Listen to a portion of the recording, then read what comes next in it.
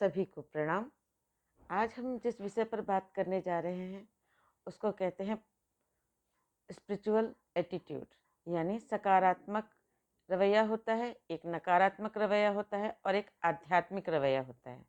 रवैया को आप लोग किसी भी नाम से जान सकते हैं, जैसे जिसे दृष्टिकोण भी कहते हैं, जिसे नज़रिया भी कहते हैं। कहा जाता है जैसे नज़रिया होगा वैसा ही नज़ारे होंगे। अब हम यहाँ पर आध्यात्मिक की बात क्यों कर रहे हैं, तो इसको इस ग्लास आधे ग्लास पानी से समझते हैं। यदि किसी व्यक्ति का पॉजिटिव एटीट्यूड होता है, सकारात्मक रवैया होता है, तो वो क्या कहता है, आधी ग्लास भरी है। यदि किसी का नकारात्मक रवैया होता है तो वो क्या कहता है, आधी ग्लास खाली है। लेकिन जो आध्यात्मिक रवैया है, जो आध्यात्मिक दृष्टिकोण है, स्पिरिचुअल एटीट्यूड है, उसमें व्यक्ति क्या कहता है कि यह ग्लास आधी पानी से भरी है और आधी हवा से भरी है। इस जीवन में कोई भी चीज़ व्यर्थ नहीं है। अब जीवन जीने के लिए यह स्पिरिचुअल एटीट्यूड कैसे सहायक होता है। आप सभी जानते हैं कि जीवन एक सफ़र है, एक यात्रा है। यहाँ अप एंड डाउन्स, गड्ढे, नॉर्मल रास्ता, चढ़ाई उतार सब कुछ होगा। फ़र्क क्या है, अब रोड तो वही होती है, लेकिन कुशल ड्राइवर क्या करता है, कुशल ड्राइवर उस रोड में, उस गड्ढे भरे रोड हो या अच्छी रोड हो, बड़े आराम से संभाल कर गाड़ी चला लेता है। लेकिन जिसे गाड़ी चलानी ना आती हो तो वो क्या करेगा, वो तो अच्छी गाड़ी में भी एक्सीडेंट कर देगा, अच्छी रोड पर भी एक्सीडेंट कर देगा।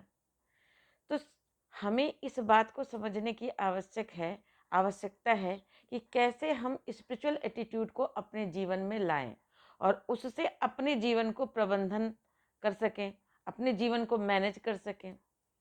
उदाहरण के लिए एक रेस्टोरेंट था, उसमें दो व्यक्ति जाते थे, दोनों मित्र ही थे, दोनों एक टाइम पर ही रेस्टोरेंट में पहुंचते थे, एक और जैसा ही ऑर्डर करते थे और वेटर को लाने में उतना ही वक्त दोनों को लगता था। लेकिन समस्या क्या होती थी, जो सकारात्मक एटीट्यूड वाला होता था वो तो बड़े आराम से उस समय को मैनेज कर लेता था, अपने किसी और चीज़ को सोचने में, काम करने में, उस वेटिंग एरिया में अपने आप को सकारात्मक रखता था और भोजन आने के बाद उसको बड़े चाव से खाता और वो घर चला जाता।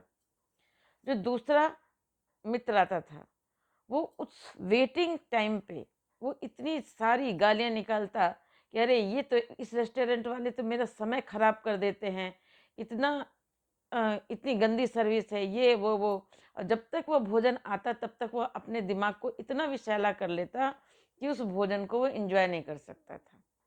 उसी रेस्टोरेंट में कुछ दिनों के बाद एक तीसरे मित्र की एंट्री हुई जो आध्यात्मिक दृष्टिकोण रखता था।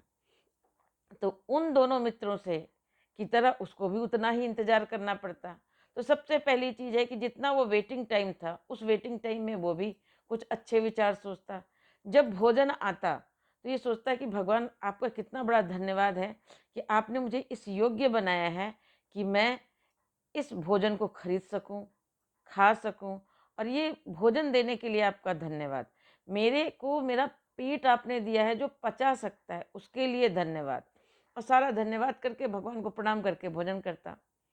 अब आप एक चीज़ बताइए कि इन तीनों ने एक जैसा ही भोजन किया, एक ही रेस्टोरेंट में थे, तो तीनों में से किसको भोजन पचेगा अच्छे से और कौन ज़्यादा आनंद में रहेगा? जो नकारात्मक वाला है उसको तो खाने के बाद उसका पेट तो खराब होना निश्चित ही है, उसका स्वास्थ्य खराब होना भी निश्चित है। लेकिन जो सकारात्मक एटीट्यूड वाला व्यक्ति है वो उस भोजन से लाभ ले सकता है, खा सकता है, आनंद से रह सकता है। लेकिन परमानंद में वह व्यक्ति रहेगा जो आध्यात्मिक दृष्टिकोण रखता है। वो क्या करेगा, एक तो उसका अंदर भगवान ईश्वर को धन्यवाद देने की जो कला है, उससे क्या करेंगे, हमारे शरीर के अंदर उसके जो ऑर्गन्स हैं वो बहुत अच्छा रिस्पॉन्स करेंगे।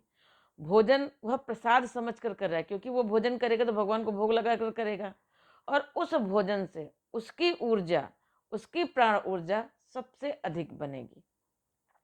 तो इस छोटी सी कहानी से हमें ये समझने की आवश्यकता है कि जीवन में यदि आपका आध्यात्मिक रवैया रहा तो आप कैसी भी परिस्थिति हो उस परिस्थिति में अपने आप को आनंद में रख सकते हैं। जितनी भी सुख सुविधाएं हैं दुनिया में, ये सब शरीर को सुख दे सकती हैं, मन को आनंदित नहीं कर सकती। मन को आनंदित करने के लिए, जीवन को व्यवस्थित करने के लिए आप सभी को आध्यात्मिक दृष्टिकोण अपनाना पड़ेगा। आध्यात्मिक दृष्टिकोण में गायत्री मंत्र जप और सूर्य का ध्यान बहुत मददगार है। गायत्री मंत्र क्या कहता है? ओम भूर्भुवः स्वः तत्सवितुर्वरेण्यं भर्गो देवस्य धीमहि धियो यो न प्रचोदयात्। उस प्राण स्वरूप, दुख नाशक, सुख स्वरूप श्रेष्ठ तेजस्वी परमात्मा को हम अपनी अंतरात्मा में धारण करें। वह परमात्मा हमारी बुद्धि को सन्मार्ग की ओर प्रेरित करे। जब यह अर्थ चिंतन करते हुए आप कहते हैं, हे परमात्मा हमें अपने जैसा बना दो। आप प्राण स्वरूप हो, मुझे भी प्राणवान बना दो। आप सुख स्वरूप हो, मुझे भी सुख स्वरूप बना दो। आप श्रेष्ठ हो, मुझे भी श्रेष्ठ बनाओ। आप तेजस्वी हो, मुझे भी तेजस्वी बनाओ। मुझे भी सुख करता दुखहर्ता बना दो और मेरी बुद्धि को प्रखर और सद्बुद्धि युक्त कर दीजिए। जब आप लगातार ब्रह्मांड में यह प्रार्थना करते हैं तो लॉ ऑफ अट्रैक्शन काम करता है आपके अंदर। आप देखेंगे इतने सकारात्मक परिवर्तन होने लगेंगे कि आप सबसे बेहतरीन परफॉर्म करने लगेंगे। इस जीवन यात्रा को बहुत अच्छे से बिताने लगेंगे। साथ में अगर आप उगते सूर्य का ध्यान करेंगे तो आपके अंदर एकाग्रता आ जाएगी, तो आपकी शक्तियों का बिखराव रुक जाएगा। जैसे सूर्य है, सूर्य की रोशनी से एक रुई नहीं जल सकती, लेकिन यदि आप उसको आतसी शीशे से, मैग्नीफाइंग ग्लास से आप उसी सूर्य की रोशनी को उस पर डालेंगे तो वह रुई जल उठती है। वैसे ही अगर आध्यात्मिक अभ्यास भी आध्यात्मिक दृष्टिकोण के साथ आप अपना लेते हैं, अपनी ऊर्जा का केंद्रीकरण आप सीख लेते हैं, तो जिस भी काम में आप हाथ डालेंगे वहाँ सफलता मिलेगी। इसी को भगवान श्री कृष्ण ने कहा है, योगः कर्मसु कौशलम। योग से, आध्यात्मिक दृष्टिकोण से, आध्यात्मिक प्रैक्टिस से आपके जीवन की सफलता सुनिश्चित है। धन्यवाद।